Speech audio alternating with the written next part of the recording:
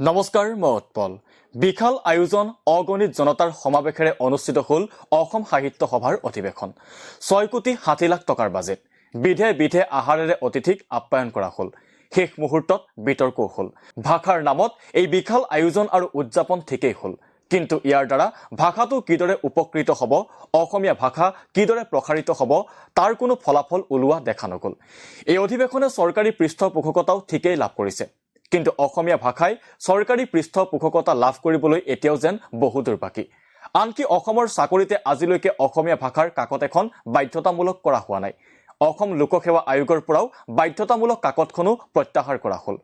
অসমীয়া ভাষাটোৰ প্ৰতি অসম চৰকাৰৰ এনে অনীহাৰ বিপৰীতে দৃষ্টান্ত দেখুৱাইছে মহাৰাষ্ট্ৰৰ বিজেপি নেতৃত্বাধীন চৰকাৰখনে। মহাৰাষ্ট্ৰত বিজেপি নেতৃত্বাধীন NDA চৰকাৰে সকলো চৰকাৰী কাৰ্যালয়, নিগম, নিকায়, চৰকাৰী সাহায্যপ্ৰাপ্ত অনুষ্ঠানৰ মাৰাঠী ভাষাত বাৰ্তালাপ কৰাটো বাধ্যতামূলক কৰিছে। নিৰ্দেশ অনুসৰি মহাৰাষ্ট্ৰৰ চৰকাৰী কাৰ্যালয়লৈ যোৱা যিকোনো লোকৰ সৈতে এতিয়াৰ পৰা মাৰাঠী ভাষাত বাৰ্তালাপ কৰাটো বাধ্যতামূলক। অৱশ্যে অন্য ৰাজ্যৰ পৰা যোৱা লোকৰ সৈতে বাৰ্তালাপ কৰাৰ ক্ষেত্ৰত এই চৰ্ত শিথিল কৰি দিয়া হৈছে। যদিহে কোনো চৰকাৰী বিষয়া অথবা কৰ্মচাৰীয়ে মাৰাঠী ভাষাত বাৰ্তালাপ কৰিবলৈ অস্বীকাৰ কৰে, তেনেহ'লে যিকোনো লোকে সংশ্লিষ্ট কৰ্তৃপক্ষৰ ওচৰত অভিযোগ দাখিল কৰিব পাৰিব। কেৱল সেয়াই নহয়, মহাৰাষ্ট্ৰৰ চৰকাৰী কাৰ্যালয়ত ব্যৱহাৰ হোৱা সকলো কম্পিউটাৰৰ কীবৰ্ডত ৰোমান এলফাবেটৰ লগতে মাৰাঠী দেৱনাগৰী লিপি সন্নিৱিষ্ট হৈ থকাটো বাধ্যতামূলক কৰা হৈছে।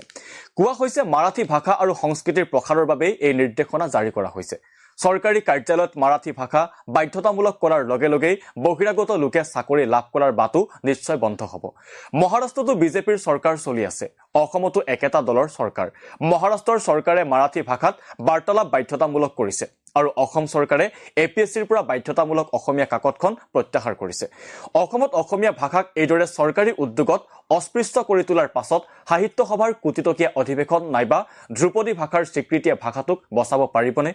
ভাষা এটা জীয়াই থাকে তাৰ চৰ্চা আৰু ব্যৱহাৰিক প্ৰয়োজনীয়তাৰ ওপৰত। কোনো স্বীকৃতি অথবা চৰকাৰী পৃষ্ঠপোষকতাত উদযাপিত উৎসৱে ভাষা জীয়াই নাৰাখে। সংস্কৃত ভাষাও এটা প্ৰাচীন আৰু ধ্ৰুপদী ভাষা, কিন্তু চৰ্চাৰ অভাৱত একাংশ উচ্চ শ্ৰেণীৰ লোকৰ সংৰক্ষিত মনোভাৱৰ বাবে সংস্কৃত আজি এটা বিলুপ্তপ্ৰায় ভাষা। অসমীয়া ভাষাৰো যে তেনে এটা দিন নাহিব, সেই নিশ্চয়তা কোনে দিব পাৰে? চৰকাৰে অনুদান দিলেই আৰু সাহিত্য সভাই বিশাল অধিৱেশন পাতি জনগোষ্ঠীয় নেতাসকলক আমন্ত্ৰণ জনালেই অসমীয়া ভাষা বিস্তাৰিত নহ'ব। ইংৰাজী ভাষাই আজিও আধিপত্য দখল কৰি আছে ভাষাটোৰ উদাৰ চৰিত্ৰৰ বাবে। অসমীয়া ভাষাক সাহিত্য সভা বা অসমৰ বিশ্ববিদ্যালয়সমূহে আজিও তেনে এটা উদাৰ চৰিত্ৰ দিব পাৰিছেনে? উদাৰতা মানে অপভ্ৰংশ নহয়, কিন্তু অসমৰ জনগোষ্ঠীয় ভাষাসমূহৰ কোনোবা এটা শব্দ আজিলৈকে অসমীয়া অভিধানৰ অন্তৰ্ভুক্ত হ'লনে? কোনোবাই আনুষ্ঠানিকভাৱে সেই উদ্যোগ ল'লেনে? অথচ অক্সফৰ্ড অভিধানত বছৰি হিন্দীকে ধৰি বহু ভাষাৰ নতুন নতুন শব্দ প্ৰতি বছৰে অন্তৰ্ভুক্ত হৈয়ে আছে। অসমীয়া ভাষাই সেই উদাৰতা কিয় দেখুৱাব নোৱাৰে? কিয় অসম সাহিত্য সভাই তাৰ নেতৃত্ব ল'ব নোৱাৰে? চৰকাৰ আৰু সাহিত্য সভাই এই আন্তৰিক প্ৰচেষ্টা লোৱাৰ সলনি যদি স্বীকৃতি আৰু কোটিটকীয়া অধিৱেশনতে নিজৰ দায়িত্ব সামৰে, তেনেহ'লে অসমীয়া ভাষাৰ ভৱিষ্যত মুঠেও সুৰক্ষিত নহয়।